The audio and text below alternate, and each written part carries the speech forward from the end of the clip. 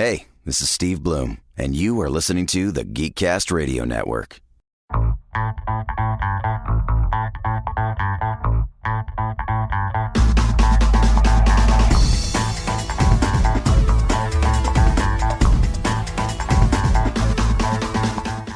Hello and welcome to another episode of the Cinema Geeks. I am one of your Cinema Geeks, Optimus Solo, and joining me once again is the one and only Hard Candy Mandy. Hello. Yo. Movie Revolt Dan. Hey, there are many of me. Nonsense. And Fridley Scent. I was going to do that joke that Dan did, so I do feel repetitious.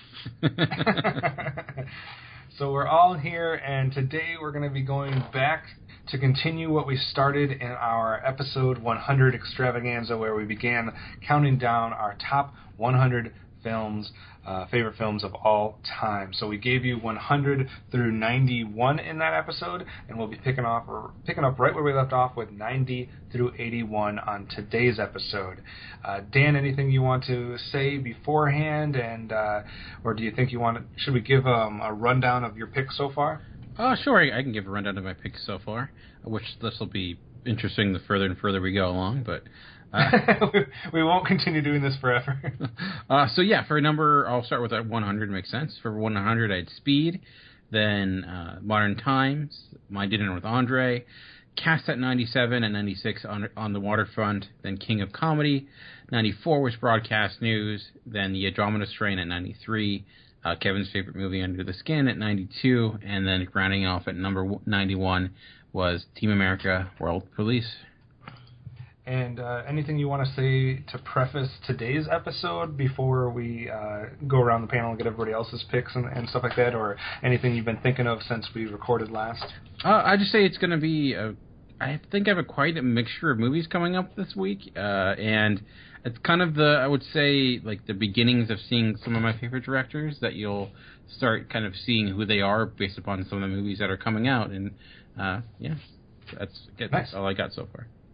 And just in case you guys did not listen to episode 100, first you should stop and go back and listen to episode 100 first, so you can kind of see where this countdown all began and get our criteria, etc. I would like to point out that a few of us, Dan and myself, and I believe at least one of Amanda or Matt, one of you, did have a caveat that we threw out there on episode 100 that we're only counting one film from certain franchises to kind of give ourselves more selection and more variety, so you won't be seeing 4, 5, 6 films from certain franchise, at least for us. You'll have to wait and see. I guess I'm assuming the highest one that we would rank is the one that we're listing for those. So, Amanda, any thoughts on your first 10 that you revealed on episode 100, or anything you want to kind of get out there before we get into your picks this time as well?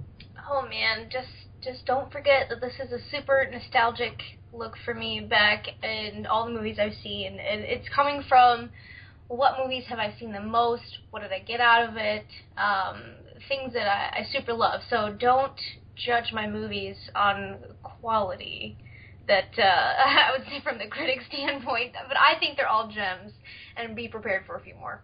Remind everybody of your 100 through 91. 100, Fast and the Furious. Shut your mouth, Kevin. 99, The Cutting Edge. 98, Murder by Numbers. 97, What We Do in the Shadows. 96, Pan's Labyrinth. 95, The Place Beyond the Pines. 94, Captain America, Winter Soldier. 93, Miss Congeniality. 92, Dennis the Menace. And 91, Shrek. And your Fast and Furious did get a specific tweet aimed at us. I don't remember which podcaster sent that out. It might have been Hyro or Barry from True Bromance. They said we were not off to a good start when they had started listening and heard your Fast and the Furious pick. For mine, I guess the one thing that I will preface this is I'm kind of interested to see, when I break these down into kind of chunks of 10, and I haven't really analyzed them too much, but kind of as we prepare for each episode, I'm starting to look at it and to see if there's any themes or anything that I can find.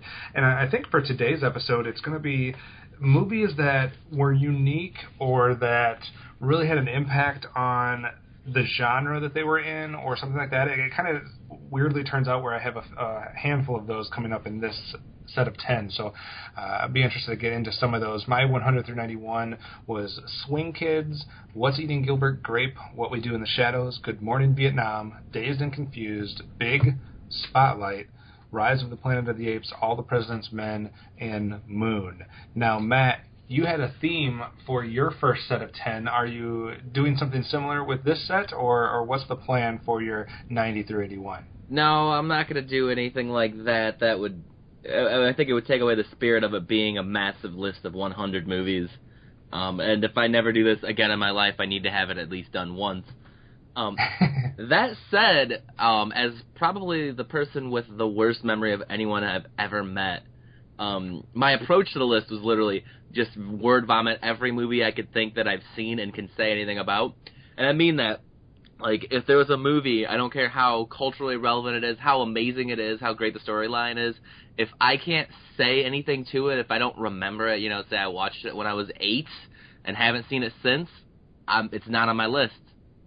So, makes sense. So, like, you're going to get dumb movies that are probably not top 100 movies to anyone else, but then not get classic movies. Like, there's a bunch of Spielberg, like, spoiler alert, I'm not going to have Jaws on my list.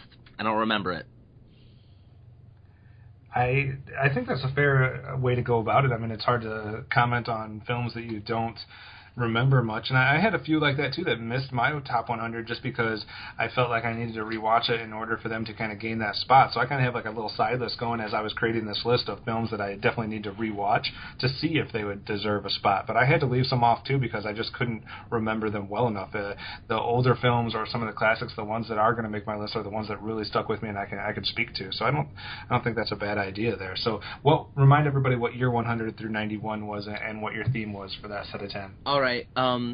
So the most memorable movies are the ones that have the greatest experience around it, and so anyone who's been listening to this podcast before the name changes know that I love bad movies. So my 91 through 100 were all movies I watched on Bad Movie Night, and that list goes Sharknado, Death Race 2000, Evil Tunes, Zarkor the Invader, Crank, Mighty Morphin Power Rangers, the major motion picture, Birdemic, Blood Rain, The Room, and Ballistic, X vs. Sever.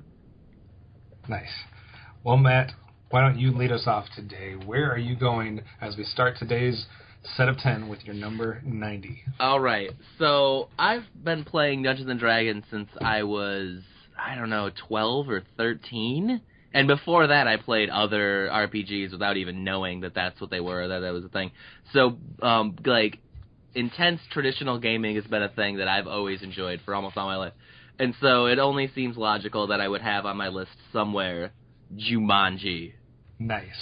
This would qualify, before you go on in your thoughts of Jumanji, this would be one that I would qualify as a film that I would not be able to remember enough to even consider this or not, because I've only seen it one time, and outside of Robin Williams, I don't remember much about this. So what makes this one work for you? It's a board game, but the stakes are real. And I don't know, something about that idea I just love. And I know there were other ones that have come since and have probably been better, like that space one. But I don't think I've seen that one, and it's not as memorable. The funny thing is, because I was so young when VHSs started to get phased out, like I think DVD started to come into play when I was in middle school or high school. So there are very few VHSs that I personally ever bought because I didn't have a job, and this is one of maybe 3 VHSs I ever bought. So, interesting. I ended up watching it a number of times when I was young. I mean, I haven't seen it probably in 10, 15 years, maybe longer, but it still stuck with me because of all that time. And it's one of those things where it's such a fun movie, but at the same time, in the real world, it's like a total nightmare scenario. Amanda or Dan, do you have a good recollection of Jumanji, and what are your thoughts on that one? Oh, yeah, I watched it a lot growing up as a kid, and it's much different than the book. I remember, the book is it's a picture book. There's not really much story there. You couldn't really. That movie would be 5 minutes long. But I enjoyed it. I remember the CGI being bad in all the best ways possible. But every time I go to the checkout counter, I think of the scene where they blind the dude in the eyes with with the checkout machine thing. I don't know why, but that's how my mind works. So, and it, but yeah, it's fun. It's an enjoyable movie. Amanda, you like it or not? Yeah, I liked it a lot. I didn't own it, but I've seen it quite a few times, and it was definitely intense. Like, that's kind of terrifying. Like Matt was saying, the real world nightmare scenario. Yeah. All right. Well, Amanda, let's keep it with you here, and why don't you give us the next film in the Fast and Furious franchise? Shut your dirty mouth. At my number 90, I've got a pretty cute movie. It's Look Who's Talking. Nice. Does anybody remember this? I do remember that. I love this so much, and I loved a lot of the cute moments and the relationships that build here, and there's a lot of adult humor. A lot of adult humor, and I probably shouldn't have seen it as young as I did. But a lot of it stuck with me, and I even watched all the stupid sequels, but nothing compares to the original there. I think I saw this more on just like TV than anything else. I want to say like back in the early 90s or whatever, or mid 90s, whenever this came out. I think it came out in late 80s, 88, 89, something like that. But I think it was one of those that hit the TV circuit pretty hard in the mid 90s or something, and just playing a lot. The opening scene, I would always know what movie it is when it was on the TNT or what have you on the TV. But yeah, TBS, because it was like the little sperm dude fighting for life. Is that the first one or is that the second one? I think it's the first one. And I definitely saw that way too young. Dan, fan or not of Look Who's Talking? I haven't seen it, I think. Maybe when I was younger, but I do remember nothing. I feel like I would remember sperm fighting for something. But I don't. And they're talking and stuff, yeah. And it's like super realistic looking. Amazing. It has John Travolta in it. Am I not wrong? Is he not one of the Yes. Yeah, I have not seen Kirstie Alley, right? Kirstie Alley's in that. Yeah. All right, Look Who's Talking. Man, I think I'd completely forgotten about that movie until you just brought it up. So it makes me want to rewatch that one. For my number 90, I'm gonna kind of go with what I was saying with my preface here. Is a film that I feel like did something that we hadn't seen before in a way, and somewhat impacted the genres that it was in. It's from 1988, directed by Robert Zemeckis, and I'm going with Who Framed Roger Rabbit as my number 90 film. It would probably rank higher for me if I was going on strictly like the credentials of the film. But a lot of this list is a little bit of, there's some personal bias in it, and I'm not actually a humongous fan of this film, like as like a film favorite, but I can't ignore what it was doing and kind of the way that it kind of flipped things on its end. And I think there is some good writing, some good acting, and some cleverness to it. It's critically acclaimed, but I think it's also got a lot of fans that are fans of just everything about that, and who doesn't know about Jessica Rabbit. So Who Framed Roger Rabbit is my number 90. I'm going to withhold my comments for now. All right. Yeah, I mean, it's certainly like a revolutionary in special effects, and the fact that it had Disney and Warner Brother characters in the same movie. That's right. I think you would never get that today. So I think there's some genuinely kind of freaky stuff that goes on in that film from a visual standpoint. I remember as a kid being somewhat kind of scared at times. Especially the ending of that movie. Yeah, definitely. Yeah. It's like Raiders of the Lost Ark-esque. Pretty much. All right, Dan, where are you going for the first one on your list today? My number 90 is similar in the sense of something that I haven't really said before, but it's in a different way completely, I guess. My number 90, when someone says like meta or like meta humor or meta movie, it's the first thing that kind of comes to mind, and it's Spike Jonze's adaptation starring Nicolas Cage. So yes, I do have a Nicolas Cage movie in my top 100, which I would say this might be one of his, if not his best performance, as he actually plays multiple roles in this. It's such an insane movie, and there's so much going on. It feels like a movie meant for people who love movies and what it's saying about film, storytelling in general.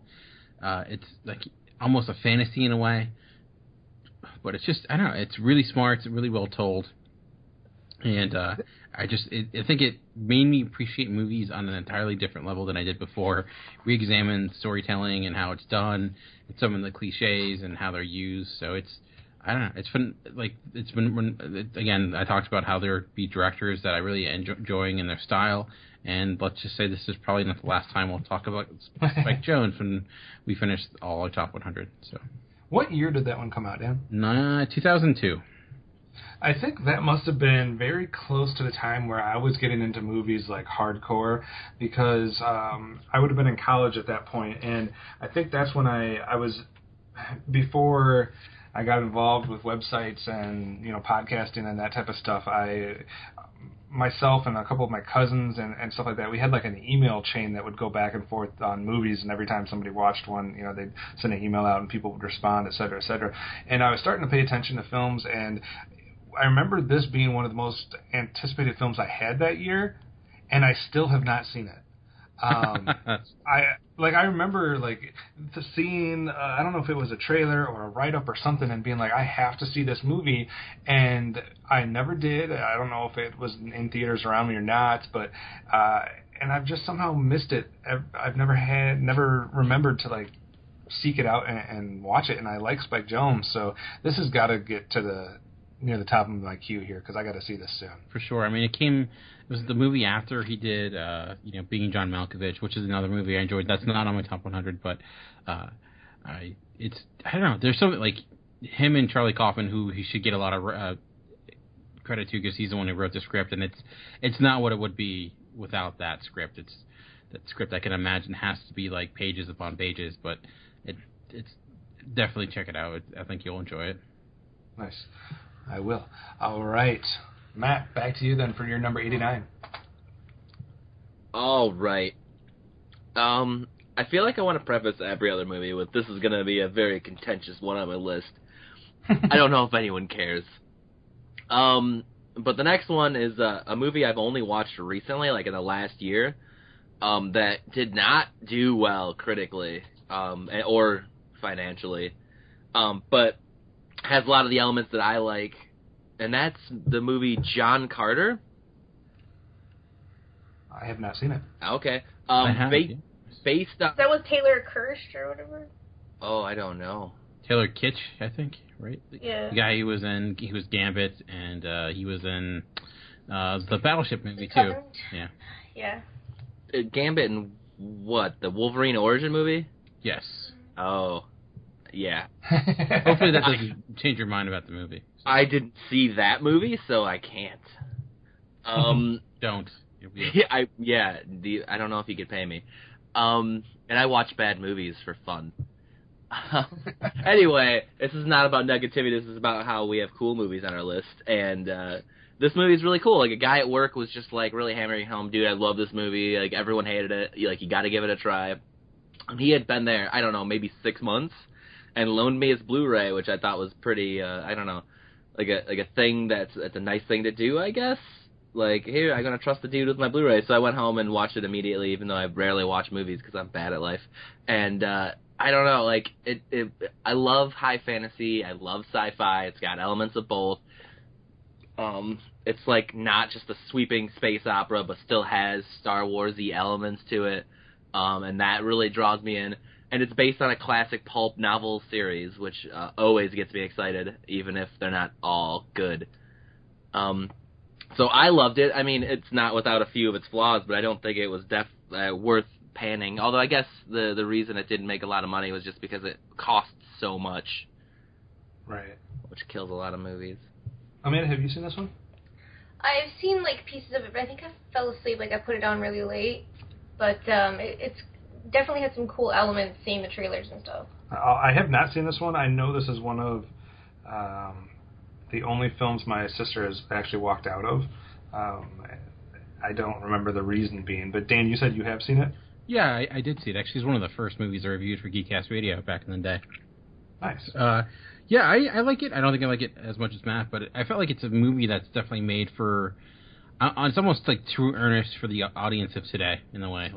It does have that old school feel to it, and I think it looks amazing. And I think I even saw it IMAX 3D, and I usually don't like doing that, but the 3D was quite good. But Yeah, I do think it got. It was one of those films that had trouble production. It came out late, and it felt like it came out at the beginning of the year and kind of got hammered when it didn't really deserve it. It was just like the lightning rod it got creamed by the critics, but I thought it was good at what it was trying to do. So, all right, Amanda, what's your number 89?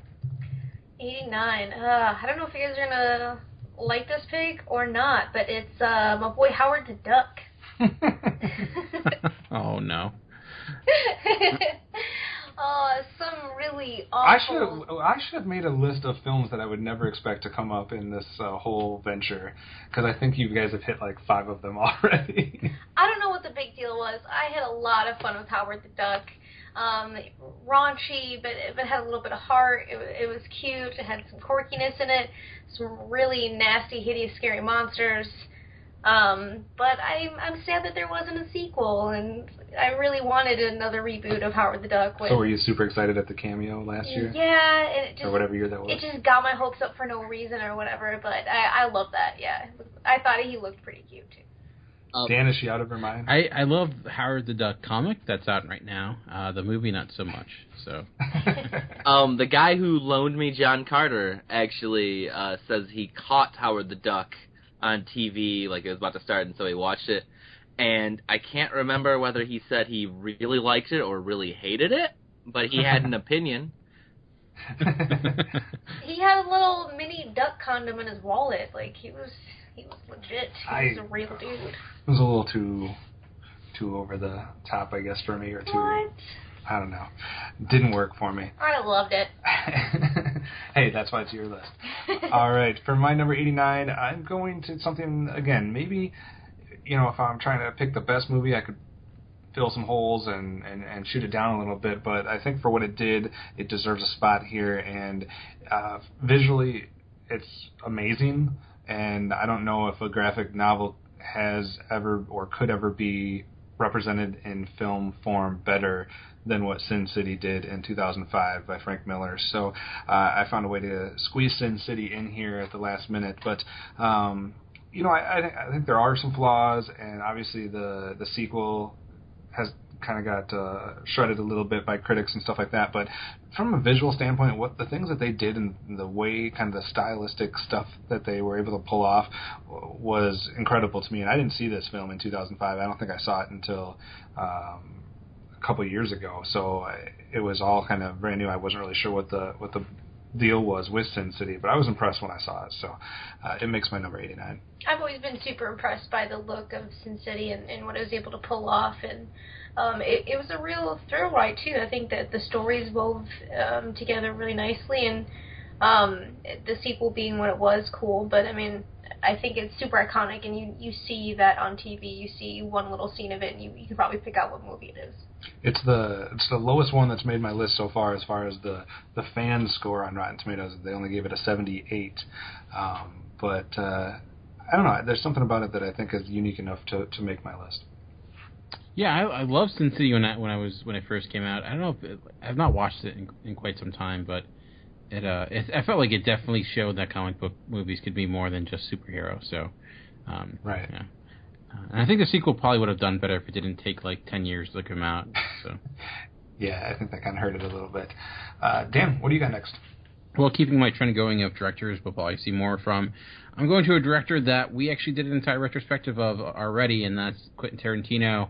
A lot of movies to choose from, but for my number 89, I'm going with Inglourious Basterds. And interesting enough, the first time I saw Inglourious Basterds, I was not a big fan of it. I think I went in expecting like Kill Bill in World War II, but it was not that at all. It was much more of a slow burn in a way. But it's the more I've watched this movie, the more I've loved it. I argue if I'm just going based upon critical acclaim or analyzing films as they are, and not through my nostalgia glasses or just my personal taste, I think it's his best film overall. Just like his crowning achievement in a lot of different ways. Great, some of his great performances, one of the best openings of any movie at any time.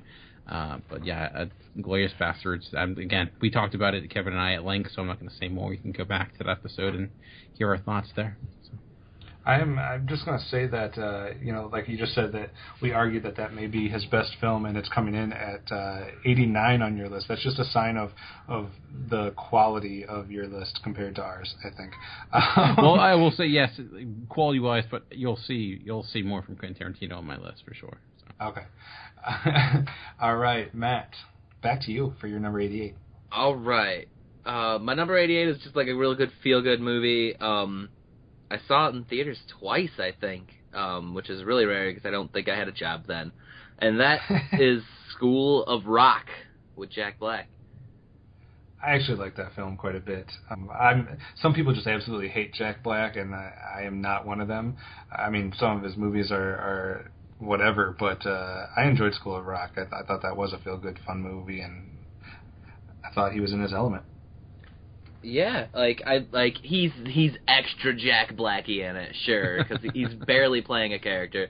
But I love Tenacious D, and I would say his movies might be hit or miss, but I like him as a guy and as an actor and as a personality. So I just loved it. And I had the soundtrack I think even before I ever saw the movie, and had it memorized by the time I was going into the movie, at least the first time, or possibly the first time, if not the second time, and just loved it. Amanda, fan of School of Rock? It was cute. I've seen it a few times. I think that he definitely was Jack Blacky, which is not a bad thing. I like Jack Black, and I think that this movie did show a bunch of heart in him, too, so that was cute. All right. What do you have next for us, Amanda? Lord, it's already back to me. 88. I don't know if you guys know this, but I am a huge fan of Jean-Claude Van Damme, and at number 88, I got Double Impact. Twice the Dam. I love seeing him as twins. It works super well. He has some really fun personalities. Love how you say love seeing him as twins, because he did it more than once. Oh. I can go back and watch this a billion times and love it. Some super 80s cheese, but I drank it in. Yeah, nerved it. Some splits. Awesome. All right, Double Impact. I don't even know if I could tell you one thing about that film. If I saw it, it was decades ago. Some gratuitous leotard action going on in that movie. Oh, my goodness. All right. For my number 88, I'm actually going to stay in the same year that I was at with my number 89. I'm going to stay in 2005. And I'm going to go to a movie directed by Shane Black that I just recently saw this last year, and that is Kiss Kiss Bang Bang. I really enjoyed this film. If I got to see it maybe a couple more times, it would probably climb the ranks a little bit, but I've only seen it once, so that's why it's probably this low on my list. But I just thought this was a lot of fun. This is got a lot of the same types of things that we like about the films from Tarantino in his retrospective that we already talked about, and it's got a lot of similarities to those. It's got some fantastic acting performances, some great humor involved, and I just had a lot of fun with it overall, and I'm looking forward to maybe seeing it again here in the next year or two to see if it would even climb higher. So Kiss Kiss Bang Bang is my number 88.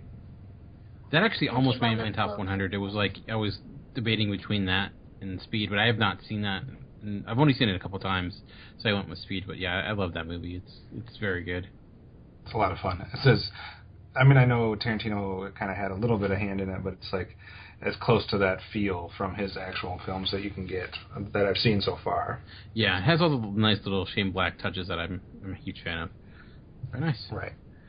All right, Dan, you're up next. All right, well, I'm going to go with something completely different and going to go to the world of animation. But one of my favorite TV shows, growing up and still now today, is South Park, and I adore South Park, bigger, longer, and uncut. It's my number 88. I find it hilarious. I love what it says about censorship. Great songs. Blam Canada. How could you not have a better song than that? I guess it's the Trey Parker and Matt Stone have a knack for musicals for sure, and I thought it was a genius move making this movie into a musical. It takes all the elements from the TV show and just ups it up another level.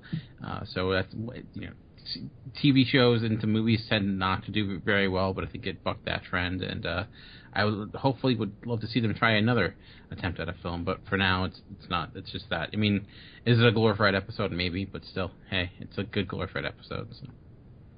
I'm just going to say that I agree with everything you just said. All right. I like hearing that. All right, Matt.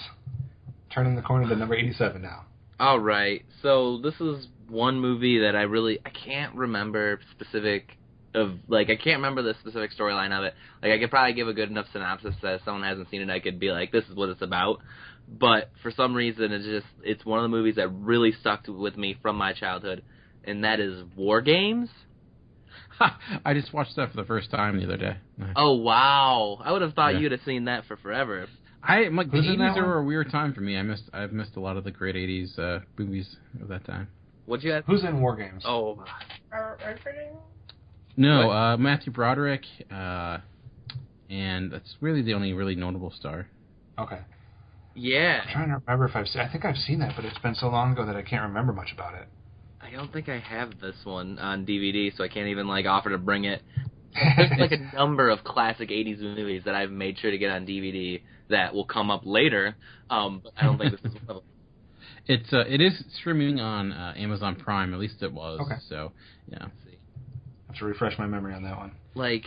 As a person who's been into video games longer than I've had memories, I know that I played on an Atari. I don't even know which Atari it was. I know it was in the very first home I ever lived in, and I moved around quite a bit as a kid. And I know that in 93, when my parents got the computer, I learned it way faster than anyone in the house, and I've been a computer gamer ever since. And I remember one time when I was really young, my dad, I don't know if he sat me down as a cautionary tale, watch what you're doing with these computers, or if it was just, hey, you might like this. But I'm pretty sure he was the one who introduced me to this movie about, I don't know, computer gaming nightmare scenario. I don't have you have a lot of nightmare scenarios going on in your life. No themes here today. Awesome. Amanda, have you seen War Games? I don't think I have. All right, we'll have to add it on the list here. Amanda, what do you have next? This is pure another gem here. Tell me if I'm wrong. At number 87, Major Pain. Little weigh-ins action in there. One of the most quotable movies for me and my family. I've seen it a ton of times, and it never got old for me. I loved his humor. I love his interactions with the kids. I love the kids' interactions with each other. I love the group dynamic. I love them coming together for a feel-good ending. I just loved everything about it. Major Pain. Major Pain. If you don't answer me when I'm talking to you, I'm going to put my foot in your butthole. That's what he does. And he signs that to the deaf kid. All right. You've never seen that movie? I don't think so. What? Anybody else ever not seen? Yes, it was very much a big part of my childhood. Good, thank you, Yeah. Dan. Don't stay silent on that when Kevin's over here looking at me like I'm a weirdo. Well, I can't argue against that, but I might have seen it, but It's got a wrestler in it. When I think of that movie, I think of Bam Bam Bigelow. Yeah. Yeah, he comes in and Lord. he gets beat up by a weigh-in. Bam Bam Bigelow. All right, I'll watch it now. All right, for my number 87, I am going to the 80s, 1985, film written by Christopher Columbus and Steven Spielberg, directed by Richard Donner. I'm going with the classic Goonies. I own 2 T-shirts that have Goonies on them. Just two? Just 2. Maybe it's nostalgia. I don't care. I don't think nostalgia should be something that disqualifies you from being able to like something. So it's just a lot of fun. You got some real young actors in there that we got Sean Astin and Josh Brolin and one of the Coreys. Was it Feldman in this one? It's just a lot of fun. It's quotable as well. It's got some fun, feel good stuff, and I even showing it to my little niece and nephew who were definitely not around in the 80s. They still got a kick out of it. So I just think it's a fun adventure, and it's a fun film for kids and for the adults while they watch it with the kids. So I am a huge fan of the Goonies, so it had to make my list somewhere. Amanda, you still haven't seen this, right? Nope. Me either. Goonies never die. Wow. So, two people that haven't seen Goonies, we got to rectify that real soon. So, Dan, what do you got at number 87? Goonies and War Games would be a good double bill. That'd be good night. For my number 87, it's my first foreign film on my list. But it's not some highfalutin like Criterion film. It's a martial arts kung fu movie. It's Ip Man from 2008. It's a movie that introduced me to Donnie Yen, who we will know a lot more coming up in Rogue One, as he plays a major character in that. He plays Ip Man, who's probably most famous for being the teacher of Bruce Lee. It has some of the most incredible fight scenes I've ever seen. Donnie Yen has this really interesting fighting style to him, and it's also looks and masterful. It's a really just well done kung fu movie that I'm a huge fan of those. I love martial arts films, Jackie Chan films, and I'm a sucker for seeing some karate dude beat up a bunch of guys with a giant pole. So this has plenty of that. So I'm a huge fan. And we've all seen that. We all saw this together? Yeah. Yeah. Amanda, are you a fan of it? I watched this. I swear you did. I don't know if I want to say that I have, but I can't remember. It might not have been with you guys. Oh, okay. I was gonna say, I don't know if she was there. I know that I was there. It's a lot of fun. I think. Whatever, Matt. Nobody cares if you're there, okay? Oh. She wasn't there. She was not there. I mean, you existed. Somewhere in the world. But Matt, what was your thoughts on that one? I liked it. It was fun. I wanted to watch more, because there's like 3 of them, but that never happened. Oh man. What do you got next for us? 86. Yeah, I skipped my 87 and gave you my 86, but I think it works better in this order anyway. That would have been really dumb if I had gotten all the way up to 80 and been like, yeah, no, I'm done. And you guys are like, no, you're not. The next one is another one I watched really recently. And I don't know, it was just like I had a day off work and I was like, I want to watch a movie. And so I did, and it was one of those movies that was like so dumb. And I was like, this is so dumb. I'm never going to enjoy this. And everyone's like, you need to watch it. And then I watched it and I flippin' loved it. And that's Hansel and Gretel Witch Hunters. Yes. Amanda's happy. It's such a guilty pleasure movie, I guess.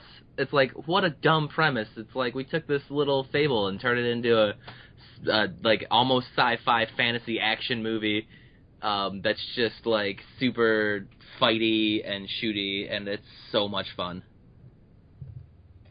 Faces getting smashed and stuff. I loved all the creatures. I loved the whole look of it. It really cool.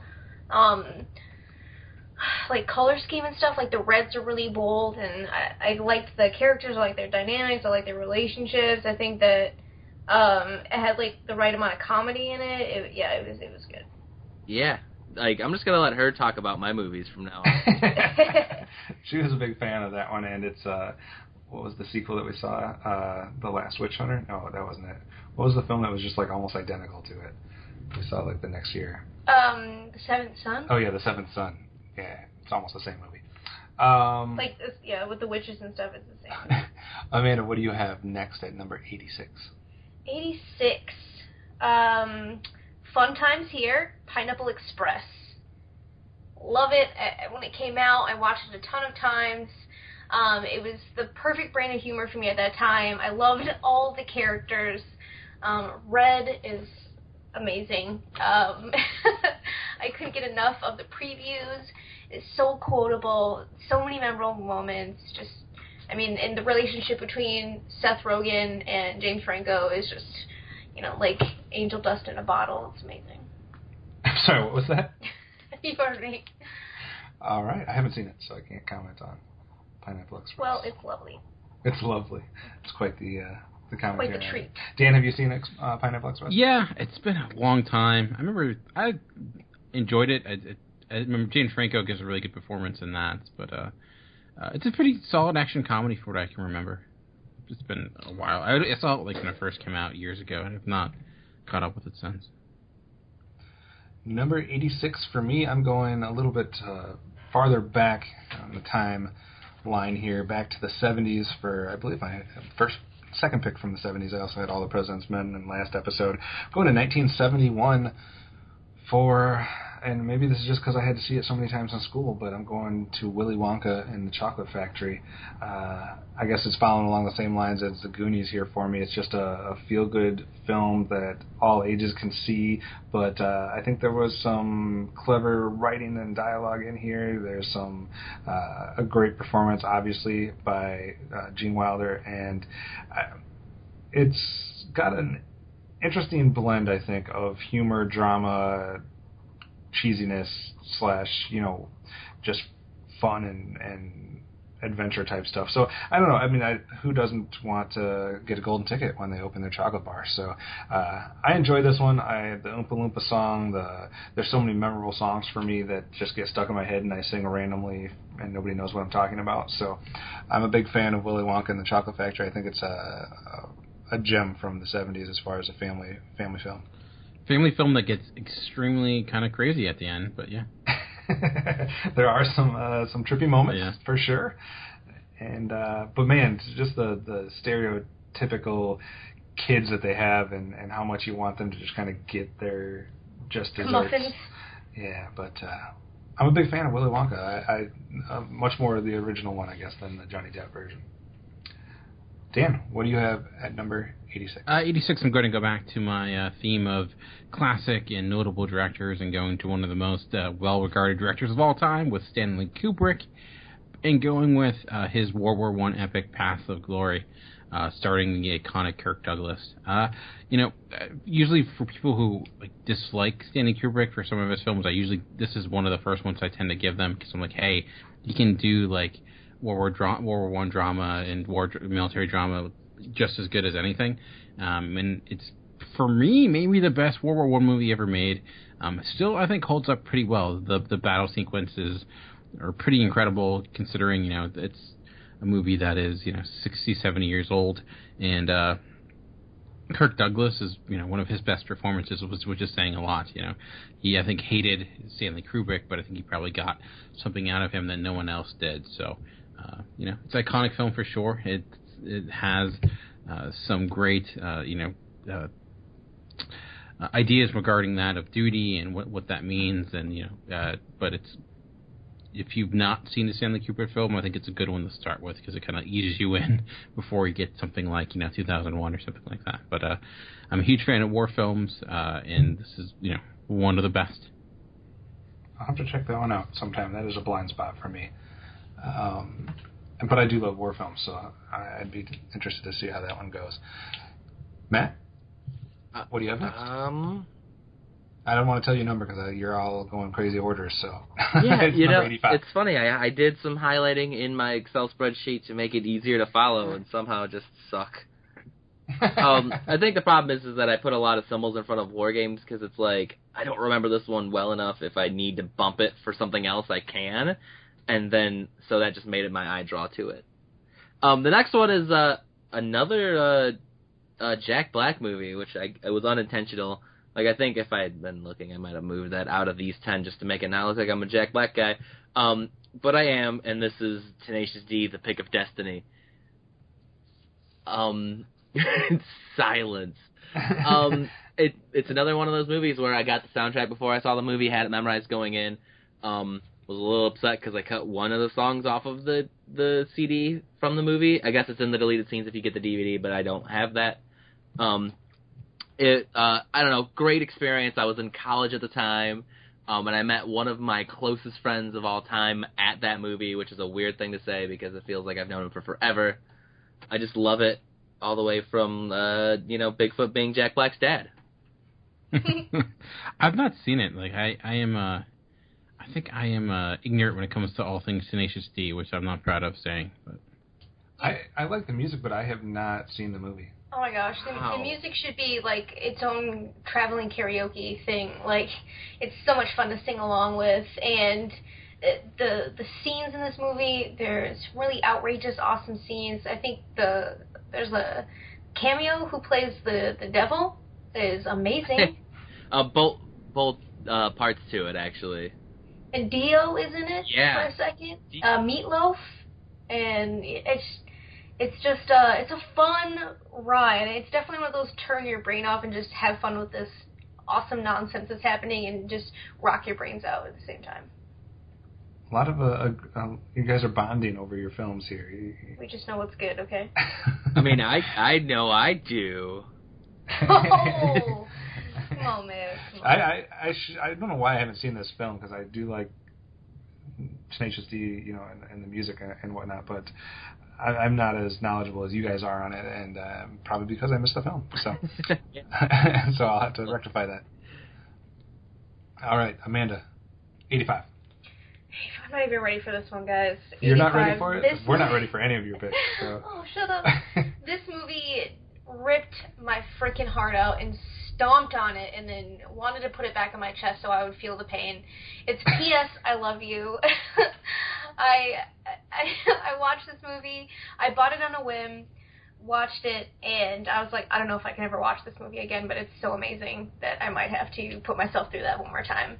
And I think I'm going to have to make Kevin watch it. I never would have thought. Trying to crack the cold heart, huh?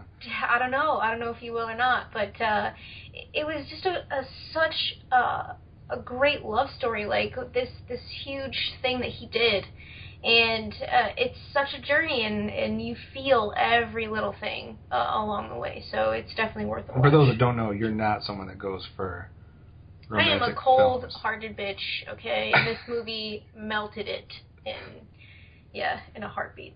All right. Dan, have you seen P.S. I Love You? I have not. Gerard Butler singing in some suspenders. That's probably why. Well, now I have to now. So. Yeah. Oh my. For my number 85, I'm going to go back even a little bit further than my number 86 and go to my first pick from the 60s. I guess somewhat in a similar vein to Willy Wonka and Goonies. I went 80s, 70s, and now I'm in the 60s. I'm going to go with The Sound of Music at number 85. I guess I'm getting all my my films out that I was beaten over the head with in school, but I don't know, it's something about this film, and you got Christopher Plummer and Julie Andrews. I mean, they're doing their thing, and I just got a lot of enjoyment. What thing is that? Their singing thing and their love story thing. I didn't know that was Christopher Plummer until like 2 years ago.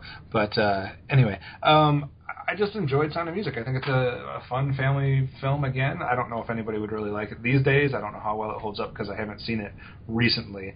But I just remember enjoying it a lot as a kid, and even, kind of going into middle school and that type of stuff, seeing it again and enjoying it. So, Sound of Music, I'm a fan of musicals, and it's one of the few musicals that's going to make my list.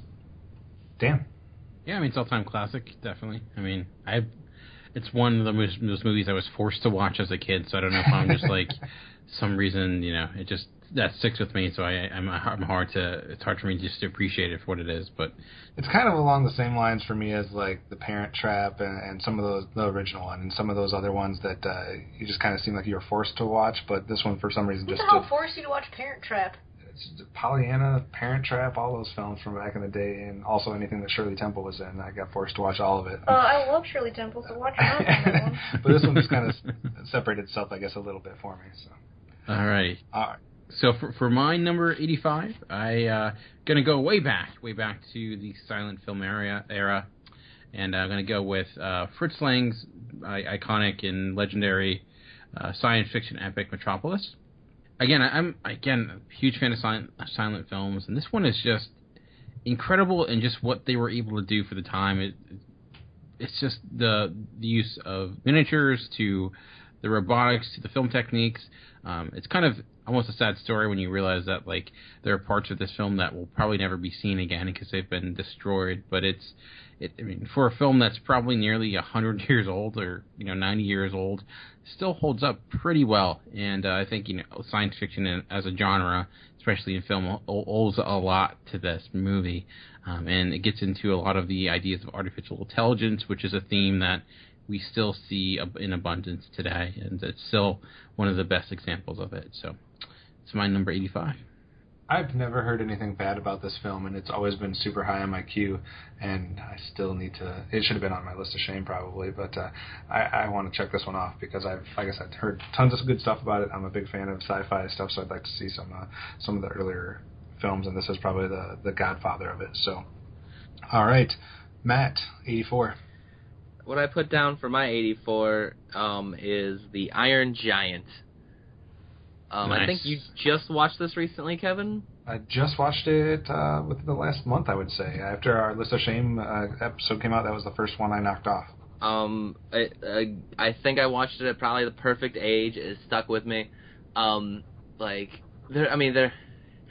things that really stuck with me are probably not the greatest things. Like, I remember being like, screws don't have computer chips. How's that screw moving? Towards the end. And I remember being way too attracted to the mother of the movie for an animated movie when I was a little kid. But, like, it's just fun. It's amusing. The characters are great. It's, you know... Wasn't that Jennifer Aniston's voice? I think it was. I didn't say the voice was attractive. Some would say Jennifer Aniston's attractive. Yeah. I'm not here to judge people based on their looks. That's not my point. I'm bad at this. I don't know. I feel like there's not a lot to say. It's like, it's a wholesome, great animated movie.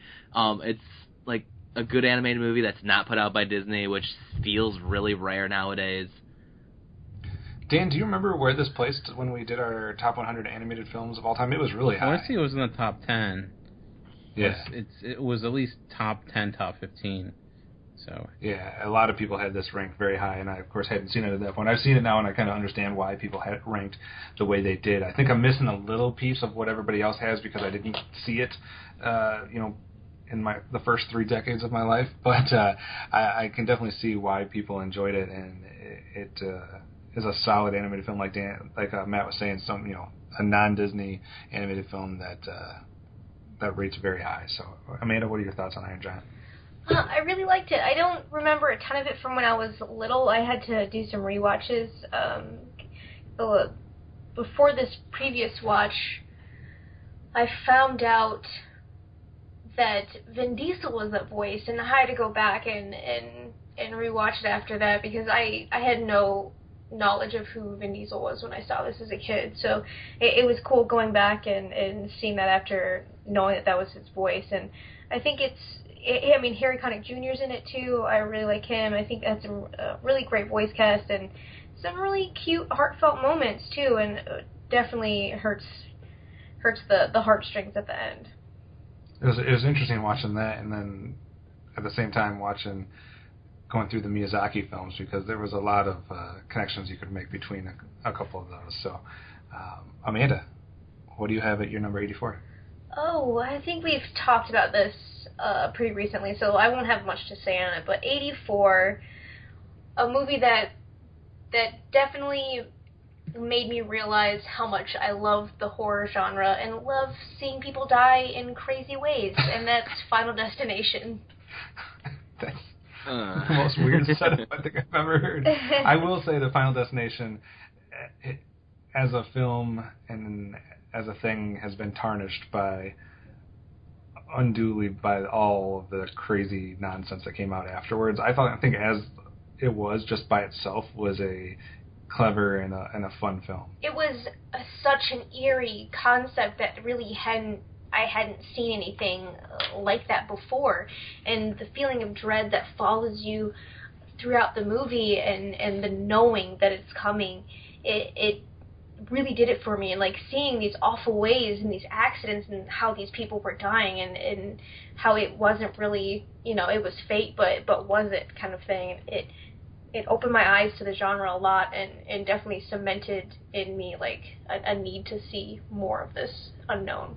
Dan, do you think that's true though, that people write it off just because they kind of group it with all the other Final Destinations that came afterwards, or is it not that good even on its own? Oh man, well that's a loaded question. I feel like. So Dan, do you want me to hit you now or hit you in 2 seconds? I think any film that has 18,000 sequels tends to be negatively affected by it. My problem was I can't figure out, like, I forget which one's which. I'm like, is that the one that starts with the airplane exploding, or the car accident with all the branches? It's they all kind of run together. I actually kind of, I think, enjoyed some of the sequels where it just fully embraced the campiness of it in a way, where it just basically became let's just try to find the most insane ways possible to kill people. But yeah, I don't know. So I haven't seen the original since I think I saw it when it first came out on like Stars or something like that. But right. I don't know. They were. I would never place them as great films for me personally. They were just schlocky films that found really cool ways to kill people. So. It's right up your alley, Amanda. Yes, sir. All right, for my number 84, I'm going to stop the family of fun decade journey that I was going through there, and we're going to go all the way up to 2002. I guess somewhat timely with a movie that's about to come out in 2016. I'm going to go with the original, Bourne Identity, at my number 84. And this kind of goes back to kind of what I was saying with Sin City and Who Framed Roger Rabbit, as a film that, for me, almost redefined its genre or said, hey, this genre existed, but it didn't exist like this until now.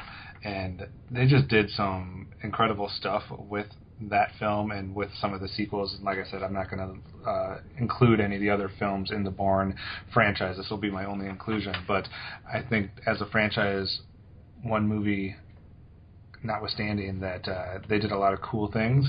And for me, in that genre, I would much rather go to and watch a Bourne film than I would even a Mission Impossible film. The Bourne franchise is just, to me, that much more intelligently written and directed, and I'm a big fan. So Bourne Identity, as a franchise, I guess, comes in at my number 84. I will just say I agree with you. So. We've done that a few times, so that's good signs. What do you have at your number 84, Dan? I have my number 84. I will say, I'll preface this by saying I'm a huge fan of sports documentaries. This is the first documentary on my list. Loved 30 for 30s for ESPN, most of them, and I think a lot of those owe a great deal to this documentary, and it's When We Were Kings from 1996, directed by Leon Gast. It's a documentary that centers on the Rumble in the Jungle, and it goes into it in a depth, I think, that hadn't been seen before. It's like a talking head documentary done well, because it gets really great interviews from really great people that like really bring the event back to life. I was never at Rumble in Jungle. I never, I didn't watch it live, but I felt like I understood everything and the emotions behind it. It's just a really well told documentary that, even if it doesn't even have to be about sports, just bar none one of the best ones of the 90s. I would say it almost deserves more recognition now, because I feel like a lot of what it started, its technique, it's the way it's edited, and it is kind of been copied since then. I feel like a lot of documentaries follow that same format nowadays. So it used to be streaming on Netflix. I don't know if it still is, but if you're a fan of sport documentaries, I think it's a must see. I think it's something that I'm just starting to get into. I've seen little bits and pieces of a few of them here. I just actually DVR'd the Doc and Daryl one that they just did about Dwight Gooden and Daryl Strawberry. I find them intriguing, so that might be one I'll have to add to the list as I get more into that genre. I think it's a good one, even if you're not a sports fan, because it just gets into kind of the political landscape of the time, especially when you have a character like Muhammad Ali and George Foreman. There's a lot going on to that. It was just in the world in that time period, and it's just fascinating. So. Nice. All right, Matt, number 83. All right. My number 83 is just another one from my childhood. There's going to be a lot of that, especially in the later area of my list, and that's Men in Black. Nice. I feel like they're like the Galaxy Defenders, and so, I don't know. I like Will Smith. He's had a lot of really bad movies lately, but he's great. Tommy Lee Jones, classic, always good. I don't know. It's like a great little kids movie that also has stuff for adults. It's fun. It's action packed. It's hilarious. And it's got music by Will Smith, which is always a positive. I am a huge fan of Will Smith, so I have no problem with that whatsoever. I think it was also perfectly 90s. In a lot of different ways, but I'm a big fan of that film. I haven't seen the most recent one, but I need to complete that journey. Amanda? I will hold my comments for later episodes, sir. Family more agreement between Matt and Amanda. Amanda, what then do you have instead at your number 83? Another pick that sparked a bunch of sequels. But I really enjoyed all the characters and the world that they built, and that's Pirates of the Caribbean. I think Johnny Depp definitely in his element here. I think that the swashbuckling shenanigans are just right. I think the little supernatural elements are really cool, and the visuals are awesome, of course. And yeah, you can't get much better than some good sword fighting. I think this one gets kind of unfairly ripped on sometimes too, just because of some of the other stuff that Johnny Depp has been doing outside of the Pirates films that people kind of lump into the same category, and maybe, there's been, for some people, one or two too many of the Pirates films, but I'm a big fan of Johnny Depp in that world and in that role, so I think it's a decent representation of the franchise. I think talking about when you said, with Final Destination movies that are hurt by sequels, I think that's the case with this for sure, where, I love the original, but I think, with the countless sequels and whether 4 different ones, it ends up kind of ruining what was really fresh and original about the first film.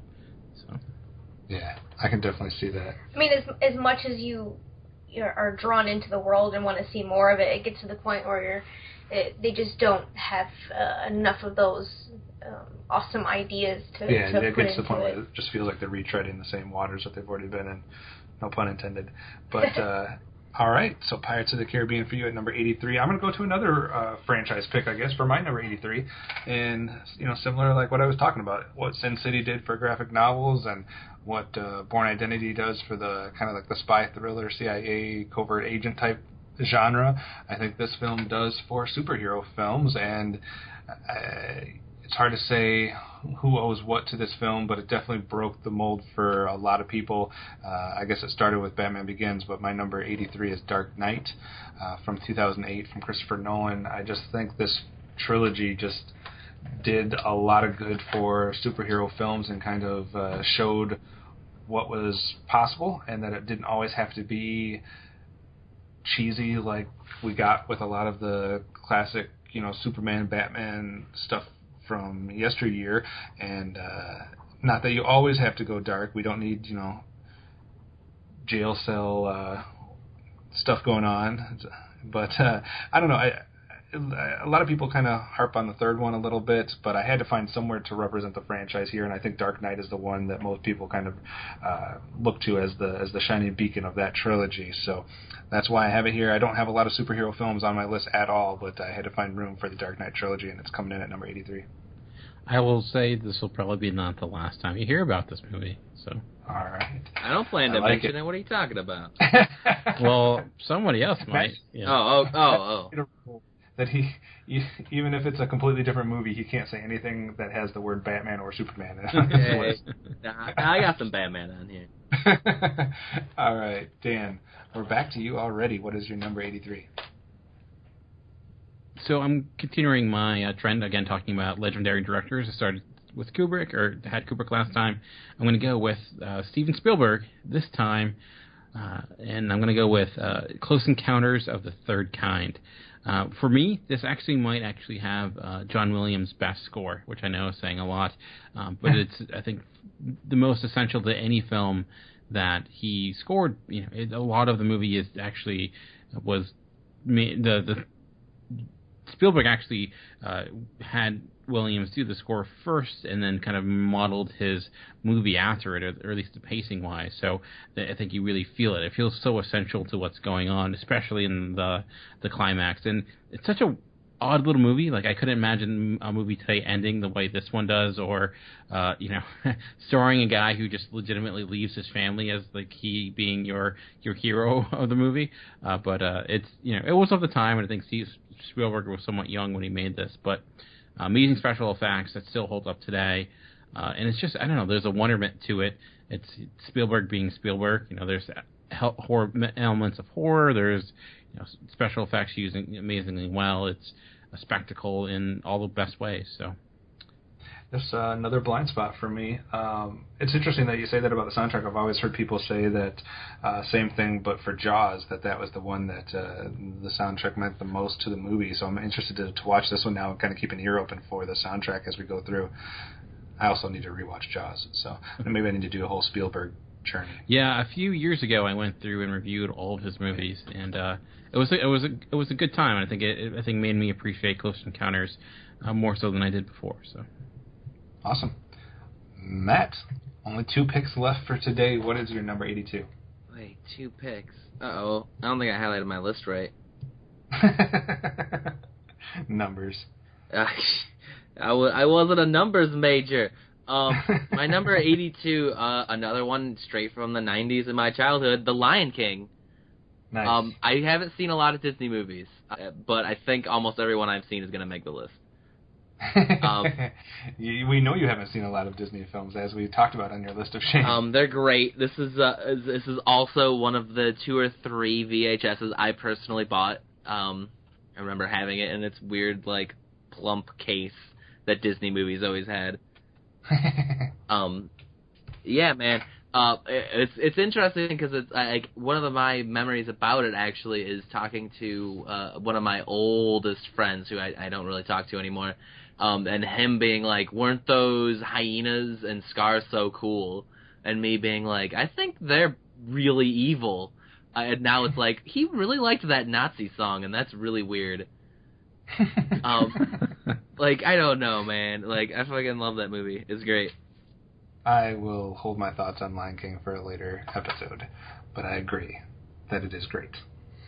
All right, Amanda, 82.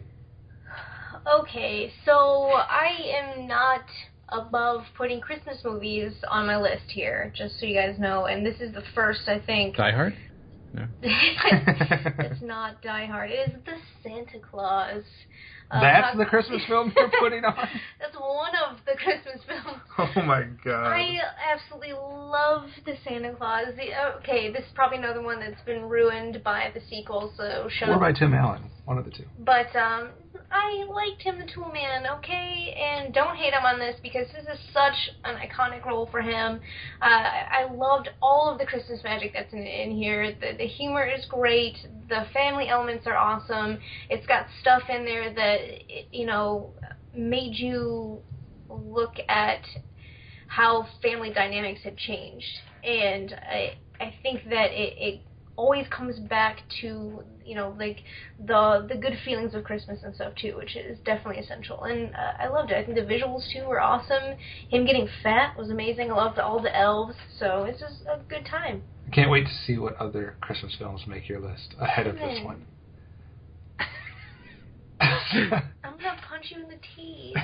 Big move, brah. All right, Santa Claus. Hey man, I liked it. Christmas film. Thank you. We're on 2 different wavelengths. Kevin. Sorry. I hate Tim Allen in movies. I don't mind him in movies. I don't mind him in TV shows every once in a while, but all right, maybe I should give that one another. Even shot. Galaxy Quest? Come on. Oh man. I almost watched that the other day. I'm like, yes, Alan Rickman. And I will speak on Galaxy Quest at a later episode.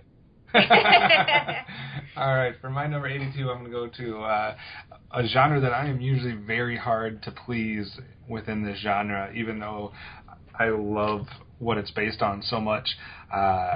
Sports movies usually fail for me. They're usually just full of sappy nonsense or unrealistic cliches and different whatever.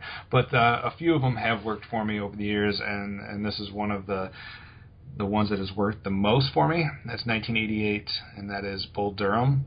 Kevin Costner at his peak, probably, doing what he did. I mean, he did do like 700 baseball films, and this just happens to be one of the 2 best that he did. So I don't know. I don't want to go into it too much. It has 97% on Rotten Tomatoes, so I think it's pretty well received by most people. I have never heard too many people rip on it, but Bull Durham is one of the best sports movies in my opinion. I've never seen it. All right. Yeah, I like it. I it's not on my list, but I think I like some other Kevin Costner baseball movies a little bit more. But I think I just saw it at the wrong time too. I think I went in thinking it was a comedy, but it is, but it's much more dramatic than I was expecting. Gotcha. Yeah, I do like another Kevin Costner sports movie better than it as well. But that's my number 82. Dan, what do you have? For my number 82, I'm going to go back to the world of silent films, but going with a comedy, and that's Safety Last. And it's a film maybe some people have not heard of, but you might know its iconic image of a man hanging on to a clock off the side of a building. It's probably its most infamous moment of the film. It's just, again, it's really kind of slapstick comedy, but done really well. I don't think it's up maybe to the level of a Buster Keaton per se, but it's got a great deal of creativity. It's a very simple story that's just, I think, rather funny. It's just, this guy who ends up trying to climb this tall building, and there's more to it than that, but it's done by friend C. Newmeyer, who I think is a guy who does not give it as much credit as some of the other silent film directors and actors of their day. But if you've not seen it, I would definitely give it a shot. It's some timeless comedy done well. If you're into that type of thing, it's maybe a little slapstick for some people, but considering it's from 1923, I think you can enjoy it for what it is. You're giving us the what's what as far as the silent film movies that we should all put on our list to watch if you're willing to give those films a shot, which I know some people write off ridiculously. But I'm liking to see which ones show up on your list. It might be forming the first venture into silent films that I use. I'll just go off of the films that made your top 100. Yeah, a lot of pressure. So, yeah. I mean, you might have to do some reading, and I think, again, you gotta. We watch all films with the subtitles on anyway. Yeah. So, and you gotta, I think, get yourself in that type of mindset, because I think a lot of people could just look at them as being kind of dumb, but I think it's like, okay, we're thinking about a time now where you're legitimately are telling everything with your body, so you're limited on the type of jokes you can tell. You can't, insert some sort of Judd Apatow type of dialogue. It's not gonna happen. Definitely not. All right, last pick for the day. If Matt has been able to locate his number 81, we'll see. What do you got, Matt? Yeah, I went through and re-highlighted things to make it all better. We're all good now. It's cruising from here.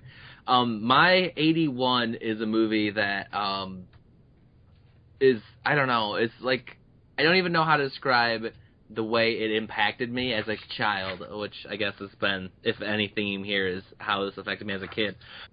Like, it's what I thought my life was, or afraid my life was, and then the movie happened, and I was like, oh no, is this what life is? And that's The Truman Show. I fucking haven't been the same since I saw that movie.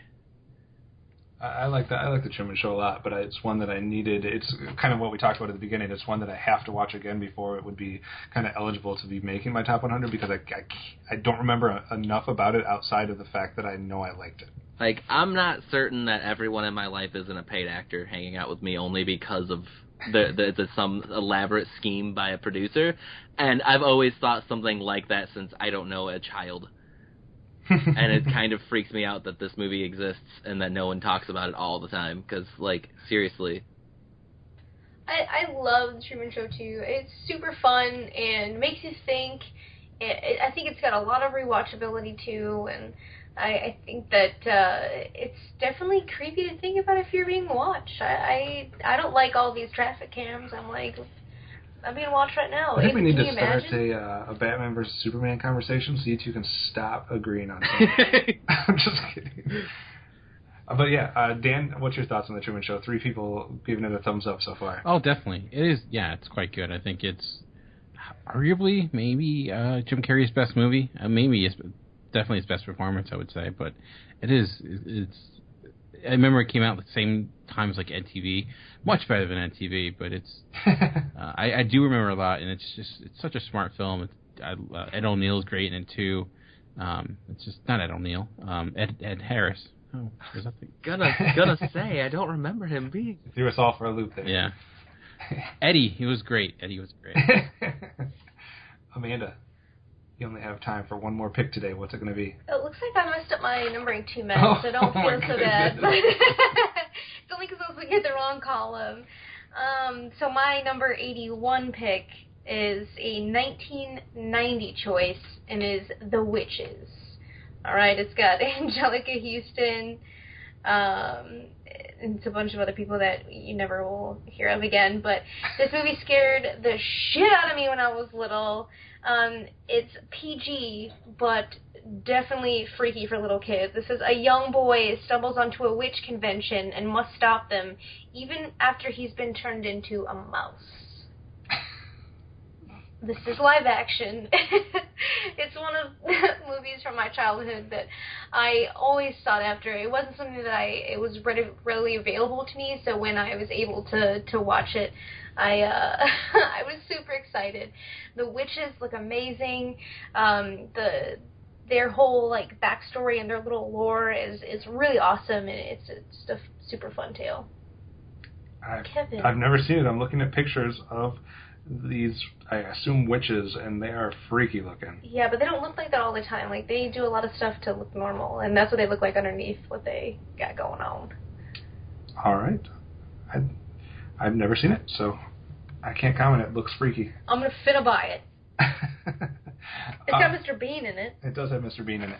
All right, for my number 81, I haven't had a lot of comedies in my list yet, and I'm going to go to one of my all-time favorites. A lot of people maybe not as big on this one as me, but I'm going to John Hughes' 1987, and that is Planes, Trains, and Automobiles. John Candy was probably one of the first actors I ever fell in love with as far as just like liking everything that a certain actor does, and I've never seen him in a movie that I did not at least enjoy his part or laugh at something he did. So I think there's a lot of great comedy in here, but there's also some just like heart-wrenching moments between the two, as Steve Martin is being as cruel as Steve Martin can be to John Candy. That really kind of hit me when I was a kid and watching this film.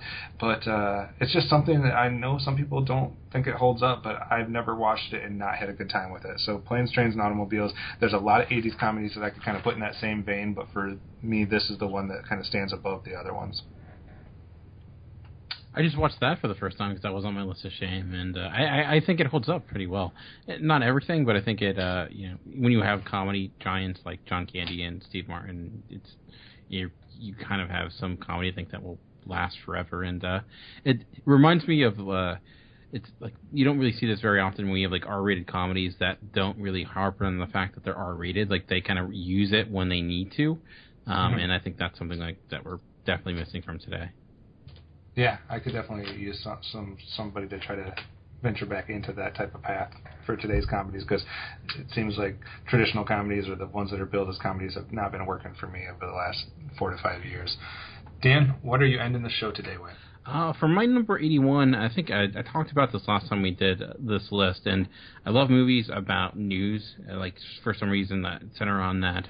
I'm a big fan of films that like take place in like one major location or one day, and this kind of does all of those things. And it's again another notable director I don't think is with Oliver Stone, but I want to put him in the same league as Spielberg or Kubrick, and it's Talk Radio from 1988.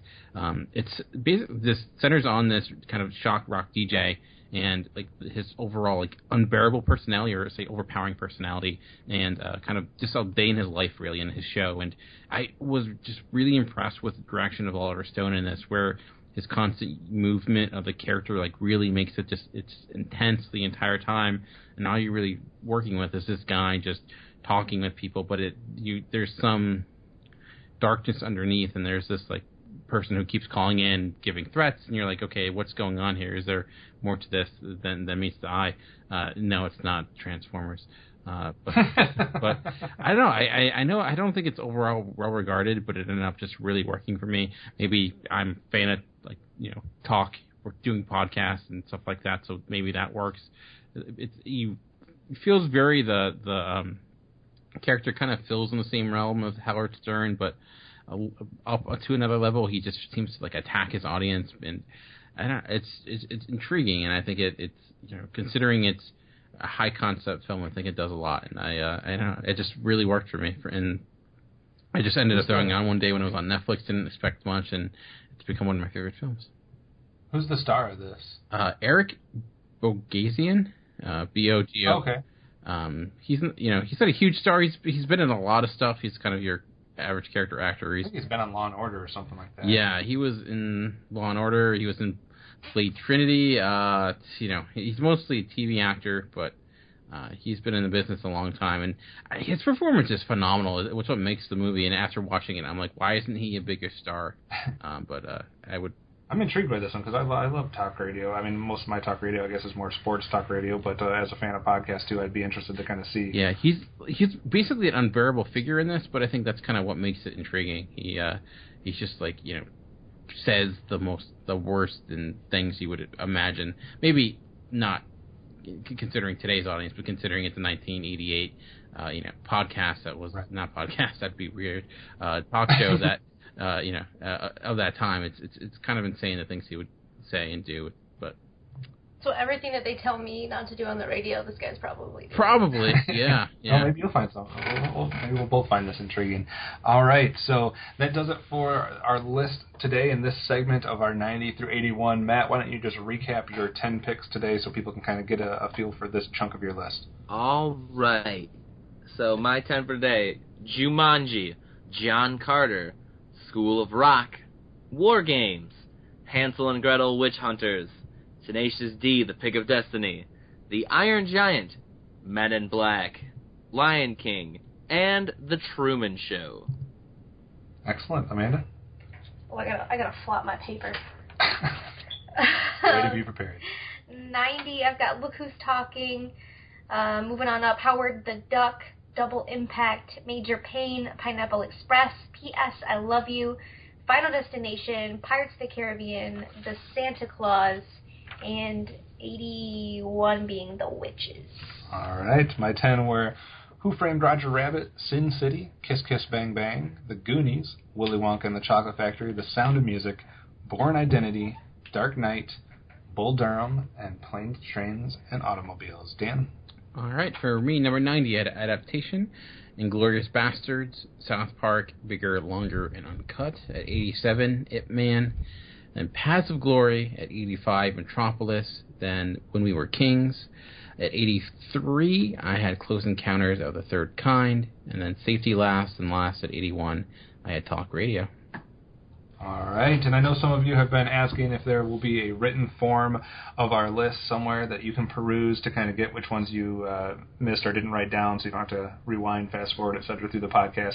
And we will get that going on the website, so we'll give you an up-to-date list so far of what's been revealed, and then we'll kind of update that as we go through, so you can kind of have a written version to peruse as well, since a couple of you have requested that. But that does it for today's episode. Look forward to some episodes coming up as we continue our Miyazaki Spotlight, as well as our video game Spotlight. And as always, make sure you go to the website and comment on this post and let us know your thoughts on what movies have been revealed so far. We'd love to interact with you there, and we'd also love to interact with you directly through Twitter. If you want to tweet at the show as a whole, you can do that at Cinema Geekcast. If you want to tweet at any one of us individually, Amanda, yours is? Hard Candy Mandy, Eyes, No Eyes. Matt, yours is? I'm at Fridley Scent. Dan? I'm at Movie Revolt. And I am at Optimus Solo. So that does it for this week, and tune in next week for another chance to listen to the Cinema Geeks.